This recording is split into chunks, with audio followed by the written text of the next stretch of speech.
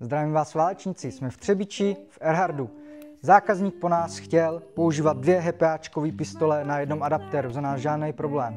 CAT 5, nejlepší regulátor na trhu. Vyměnili jsme původní adaptéry za kloubové adaptéry, takže hadicu si dáte do polohy, do které potřebujete. Zákazník může použít až 3 pistole, kdyby chtěl, s tímhle regulátorem. V kombinaci s touhle hadicí je to úplně ideální, protože hadice se vždycky vrátí skoro do původní polohy, takže se s ním nikdy neseknete o nějaký výstupek nebo o nějakou větvičku. Takže parádní věc, všechno najdete samozřejmě u nás na www.erhard.cz a budeme se těšit do dalšího videa. Ahoj!